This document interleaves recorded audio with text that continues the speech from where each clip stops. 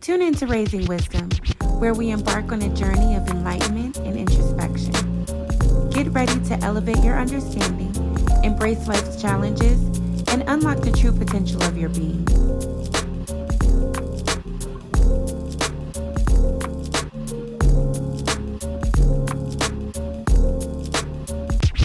Welcome to Raising Wisdom, where wisdom is free, with Nico and Shani Poos, Wednesdays at 8.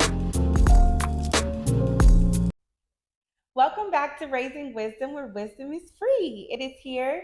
We embark on a journey of enlightenment and introspection. Together, we will navigate through the complexities of life, seeking the elusive wisdom that enriches our minds and souls.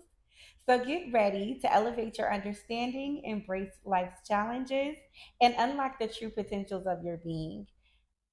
High vibrations. High vibrations. I'm your girl, Nico. And I am your favorite podcast host, Shani from the Shani View. Hi. So we are back for part 2 of the topic that we had last week, divorce culture. Yeah. Shani has more she want to talk about, and I'm totally down. So yeah, I don't think we dive too deep into that. Yeah, let's go and get real with the people a little bit more. It's more to talk about with it. Sure. Before we dive back into that topic, today's moon phase is a first quarter moon. It is a time of action, decisions, and commitment. Tonight only. I mean, okay, wait. Decisions and commitment. Mm-hmm. So that kind of goes with our topic, divorce culture, which is releasing the commitment or switching up on a commitment, right? And or sticking it out if it works for you. Because we talked about that too. Just what works for you? What works for you? Because only you two know what you two talk about and what agreements that you've made between yourselves. Right. So yeah. So we're jumping back into it. Okay, let's do that. What did you want to speak about? What are one of the things that we didn't talk about our last episode that was important to bring to our viewers this episode? Did we talk about resilience? We talked about all of the negatives as far as why people get divorced, but did we talk about positive reasons? The positive reasons to like stick it out and make it work. To stick it out or move on. Like to move on from the divorce? Sometimes divorce is okay. Okay, yeah. Because maybe, like I want to say I did mention, like if you feel oppressed within that union. For sure. So what are some other reasons that people may want to leave that are empowering for them and maybe better for everybody in the end? Absolutely. I 100%. Yeah, let's talk about that. I don't think we did talk about resilience. Yeah. For me, my divorce was 100%. I needed to leave. Okay. Yeah. So, we talked about like doing the work and in this divorce culture, like what makes it easy to like leave, not addressing certain situations and problems that you may have because it's just an option. It's an easy outlet. Unspoken problems. They may feel the other person isn't open to hearing about that problem, or they tried to open up to them before and got shut down. So now they don't want to be transparent because their transparency is not being respected or validated. Yes. That so I guess like we can start with resilience. Overcoming challenges together builds resilience in relationships. When couples face difficulties and work through them, they become more capable of handling future issues. But like you just said, when there's some unspoken issues, because like you don't feel comfortable anymore sharing things with your significant other, that can be really challenging. So where does the resilience come in for this? The resiliency, like we always talk about, surrounding yourself with those who help empower you and take you to, other levels in your life. So yeah, that's where the resiliency comes in, is you knowing that help and support is actually available to you. yes. Like, there is still hope at the end of the tunnel. Yeah, for sure. Because I mean, I feel you on that. Being divorced is almost like a big sign that you're wearing over your head. Yeah, it like is. Failure. It's a label, right? Yeah, it's a label that comes with a negative stigma. It does. It comes with a negative connotation. Yeah, for sure. And it's, I mean, and it is an L. Yeah. I mean, it doesn't necessarily have to be viewed as such. Right. So I guess in regards to like resilience and overcoming the challenges, if you're not able to overcome them together and say, now we're in this space of divorce, well, now you're going to have to overcome the challenge of facing the fact that your marriage didn't work. Right. Yeah. And that can be tough for sure. It can be seen as an L, because you two didn't really come into the marriage for divorce. Mm-hmm. So of course, then you have that hanging over your head, like, my marriage failed because we didn't reach that, final part. But it's always quality over quantity too. Mm-hmm. So it can be an L as far as a learning lesson. Yeah, for sure. Like, for I me, agree with that. That's how it was for me personally. Like, I want to say the last episode, I said I learned more about marriage after my divorce. Yeah. Like, yeah. Especially if you've never been married before. Yeah. And like, unfortunately, a lot of us in our particular community aren't privy or privileged to be able to have a 2-parent household. Right. And so you don't really understand or recognize what marriage looks like. Mm-hmm. Also, we do have a lot of our people sticking together in marriage, but it may look different. Right. It may not be the the white picket fence, mm-hmm. type of whole situation that we were thought to believe what marriage is supposed to be. It might be dysfunctional. Right. So a healthy example of marriage is beneficial, especially when you're just coming into it. However, like we spoke about last episode, it's what's in your contract. It's what you guys are willing to format for each other to say, what does our marriage look like? What is our marriage going to look like? It's about that commitment. Yeah. It's a covenant. Like, it's something like, I love that word. I know, I do too. So marriage is sacred. Like, you have a lot of people out here nowadays who play with it. Like I said on the last episode, the hashtag relationship goals. Yeah. Like, it's cute and it's fun, but there is work to do. I don't think that marriage is hard, but it is challenging. Like, you have to put in that work within yourself so that you two can come together and be whole together. I love that thought process. I do think marriage is hard. I guess because I am I'm cool with being by myself. Yeah. And I'm cool with being in my own space and all of that stuff. So for me, it's like, all right. Yeah.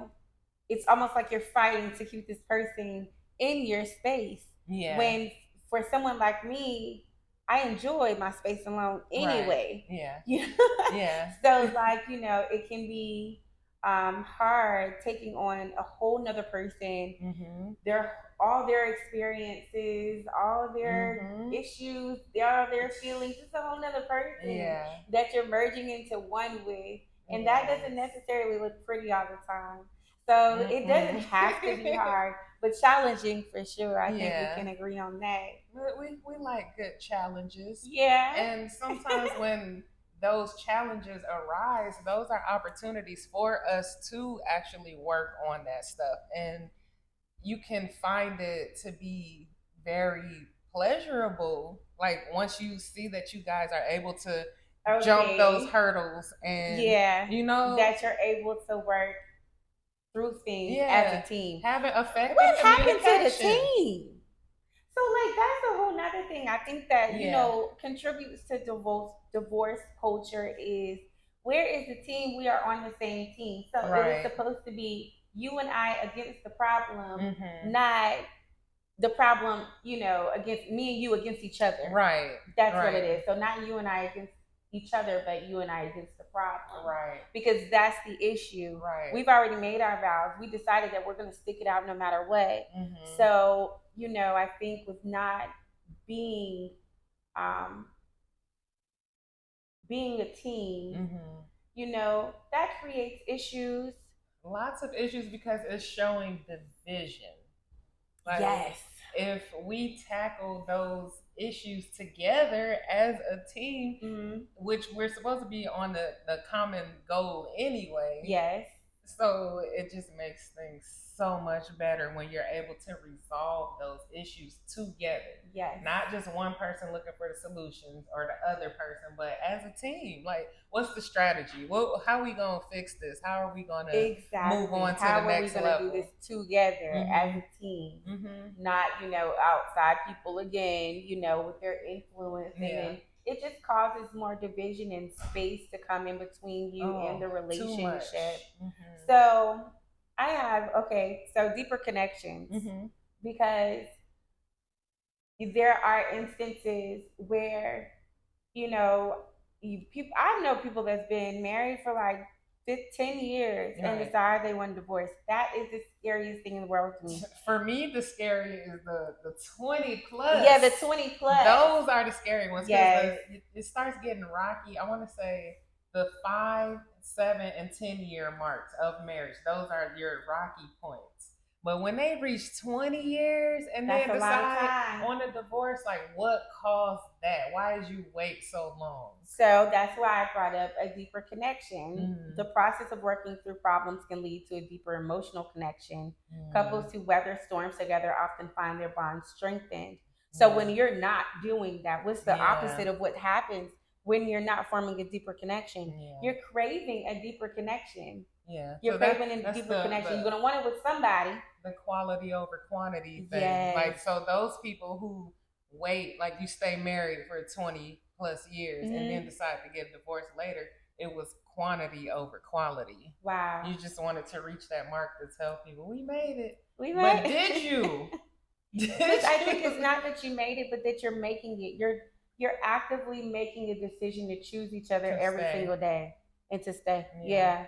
Which also brings me to the thought that women leave before men will. Yeah, so I just recently learned that on my dating journey, probably about 2 years ago. 2 years ago, I learned that women are the ones that usually file for the divorce. And I could not argue the case because I was that person. Like, I don't know. That was me. But after the divorce, we're like some like best friends. We can talk. But that was what was lacking in our marriage, was that friendship. Like, we'd have like movie night and hang out with the kids and do stuff like that. But what about just were y'all dating as and far working as on your friendship? Yeah, I see what you mean there. So I definitely filed for the divorce at the 5 mark area. I think it was said that men will be miserable and stick it out. Right. They'll find different ways to go around it, but divorce isn't an option because that's a huge failure for them. Yeah. But women, we're like, I'm not doing this. I'm not staying here. I don't have to stay here. Right. I'm moving on because I don't want to waste years being miserable. No, not at all. I think that's really, really interesting. So I think men stick with it because they are solely known as the provider and the protector. And if they lose their family, other people seeing that, they're like, oh, you couldn't keep your family? Oh, okay. Yeah. So we do get hurt. Women get hurt in relationships all the time, but I feel that men are way more sensitive than us. But they hide those emotions because of what? The stereotypes. So, like, I would say, speaking for women alike, that men, babies, y'all gotta get some counseling. Y'all have to have a team to be able to seek counsel. Because, if you want to advocate for families sticking together, you want that wife, you want that family, and all of that stuff, you have to have the tools to be able to keep family and wife. Right, because you're leading that family. You're the leader. Like, yeah, you two are working together, but at the end of the day, like, you are the head of that household.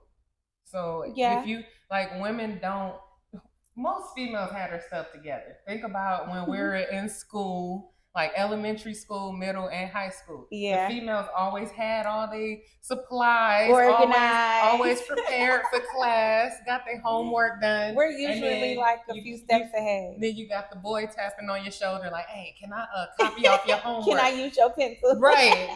So we usually have our stuff together. I think men just need to hold each other more accountable when it comes to responsibility and stop with like the cooler talk.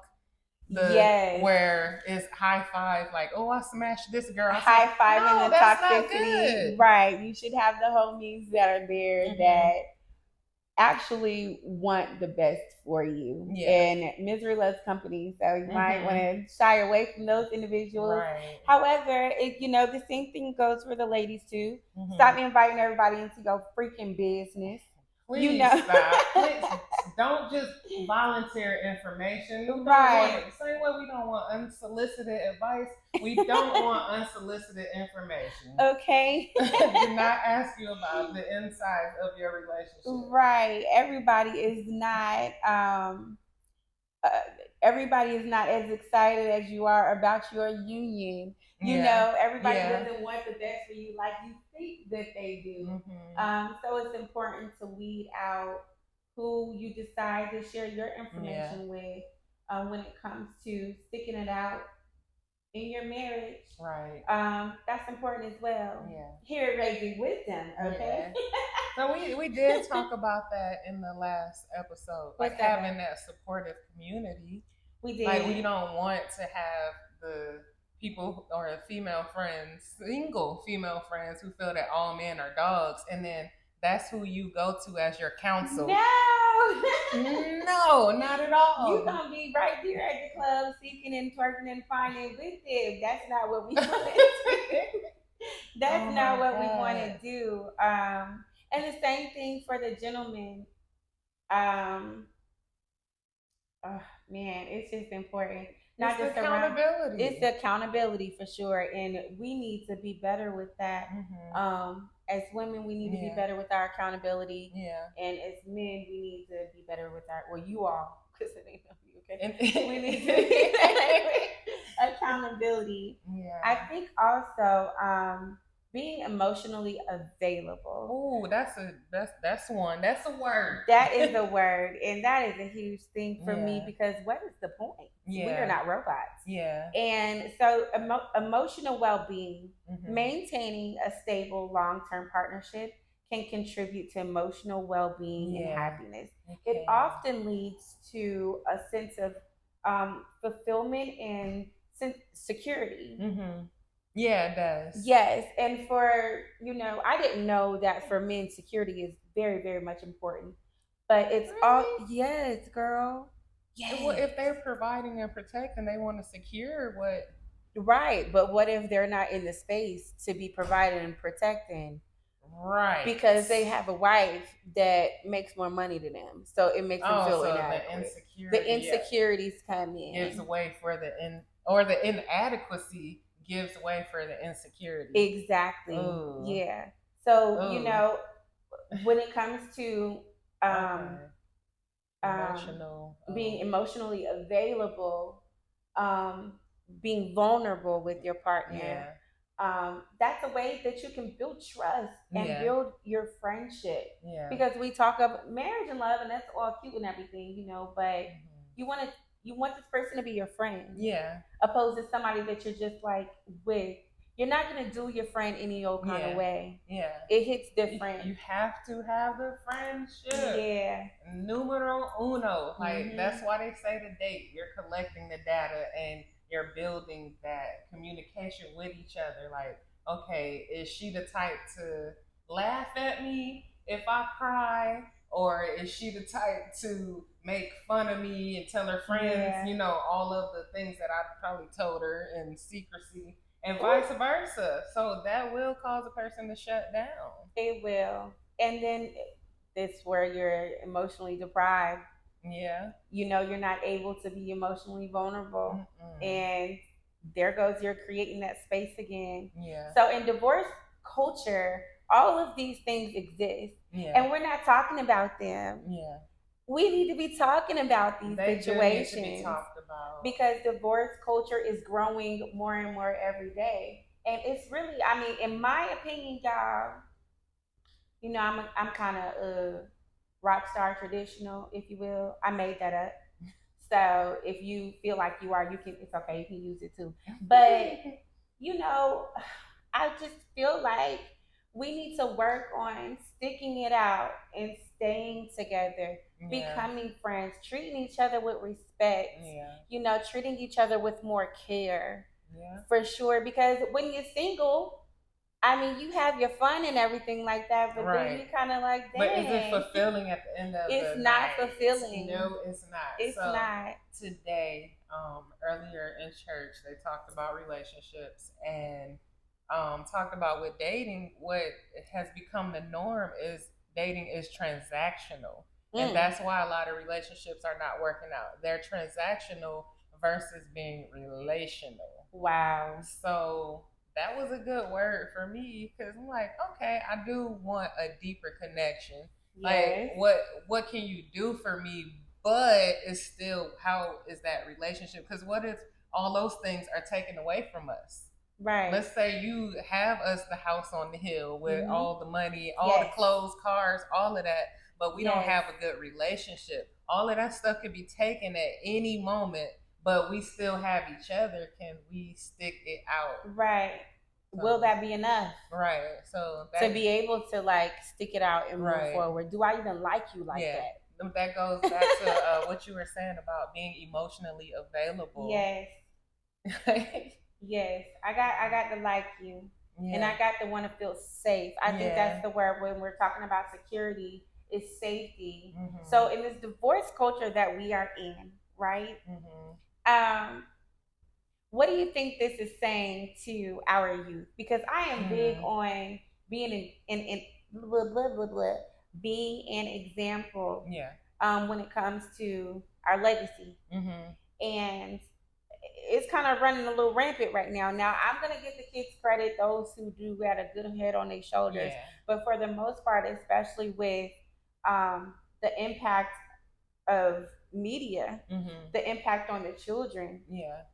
So talking about that, with exploring the effects of divorce on children, including the emotional and psychological challenges they may face. Okay. When they're seeing us more divided than united, what does that do for the psyche of the generations that are to come?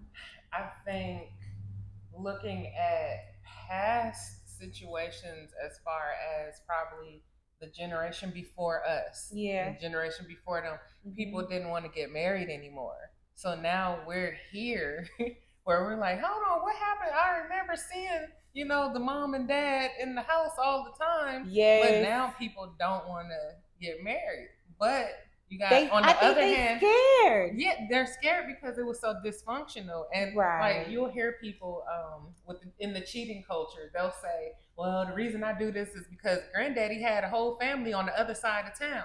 Okay, granddaddy probably had a family on the other side of town and your grandma stayed, but that does not make it right.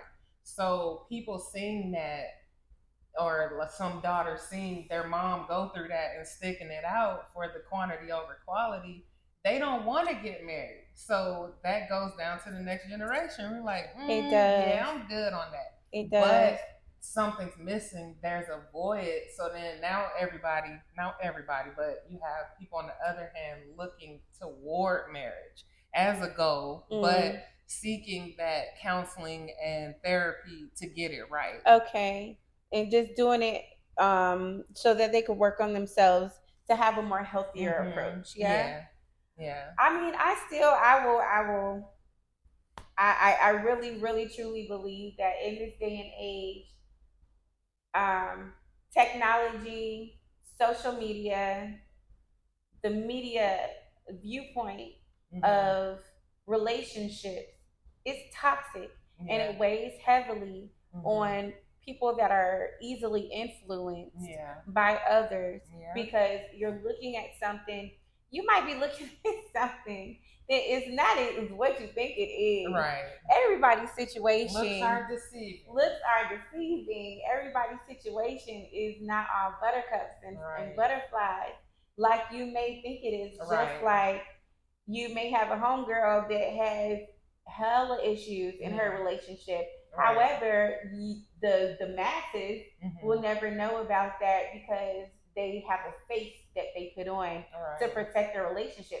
Then you got the others that got all their business out there on social media, because it's a thing, it's trendy, the attention, not knowing how to deal with these issues within your union, within your relationship and or marriage, and handling things with each other.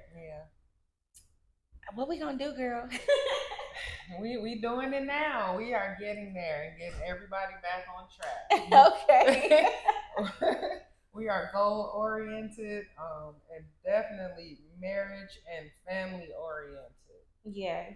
Because it's such a sacred thing. It's a spiritual connection. It is, love. So you gotta be spiritually grounded in order for that relationship to prosper. Like you can't just go into it on the surface level, like just being shallow with it.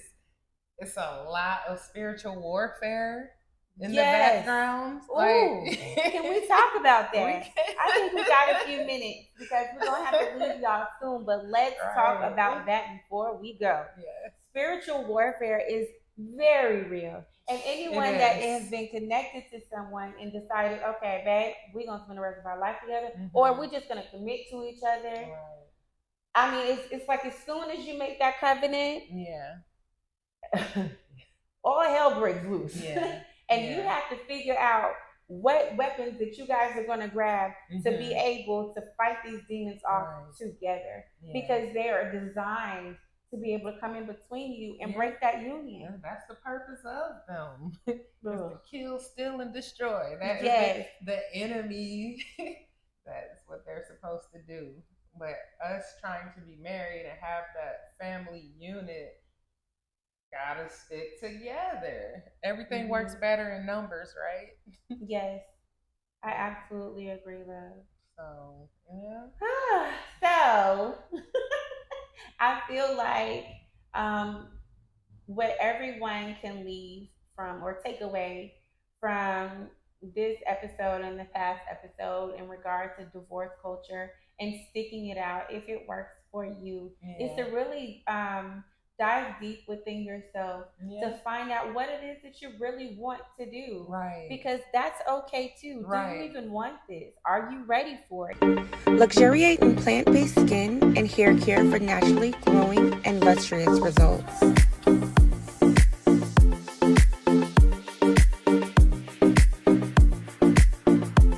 Indulge in luxurious soaps, massage oils, body butters, and so much more. Get 15% off your first order. Also, explore our amazing literature that will help you navigate within your journey. Make sure you stay up to date with our weekly blog that has a plethora of information concerning health and wellness. Natural Sakari, be the natural you.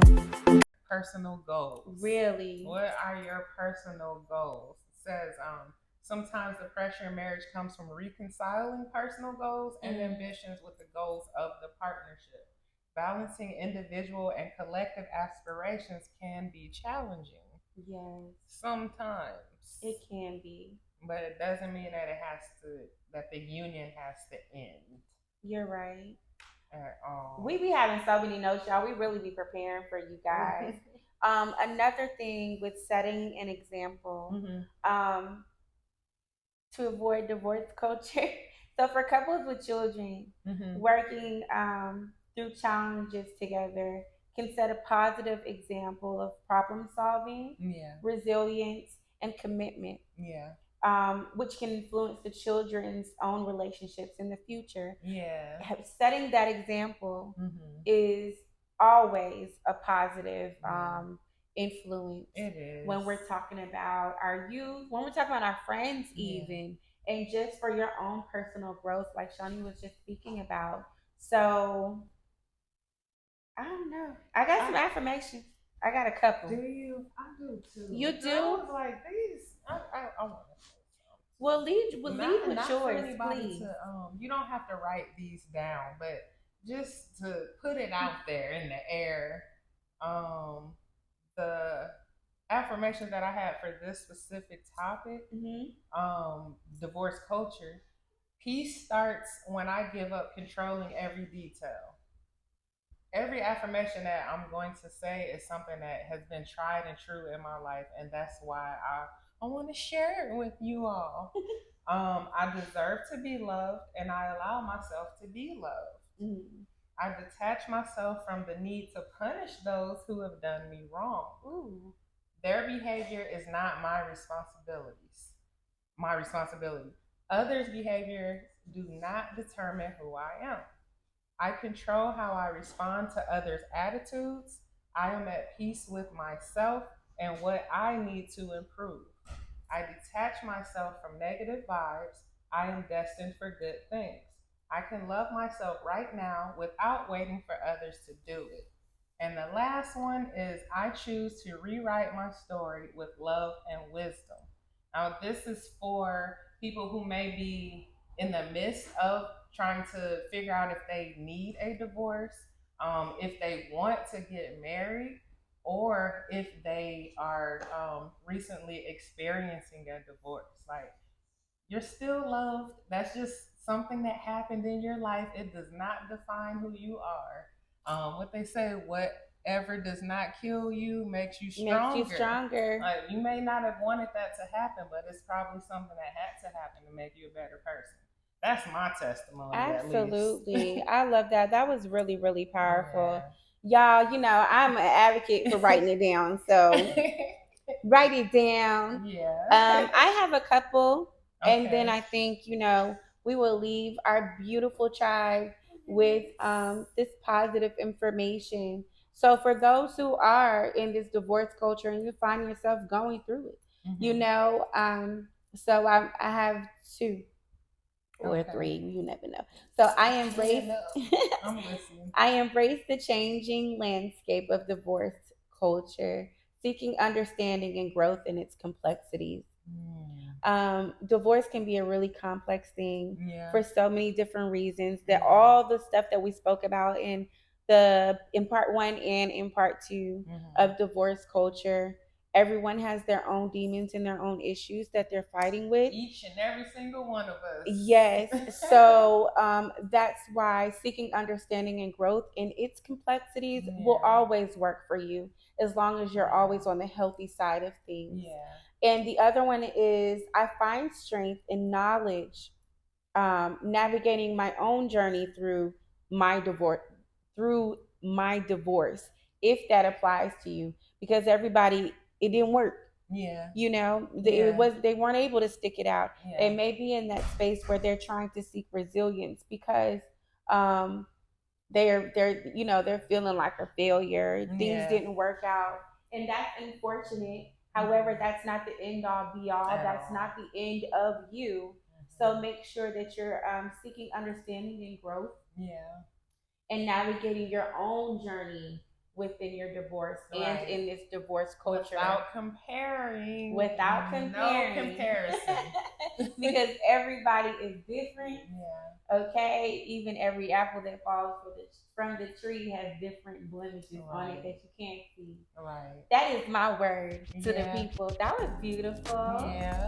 Yay, Flo. Have we reached that time? We have reached that time. Oh, well, in a world where gossip rules, we're grateful that you have come back to shine the gems on your crown here on Raising Wisdom. where wisdom is free. Have a joyful and prolific rest of your week and love with light. Peace. Later. Like, share, subscribe. We will see you guys next Wednesday at 8. Okay, we're gonna stay on IG Live because we still love y'all. But you better be paying attention because we are making changes. Okay? Bro.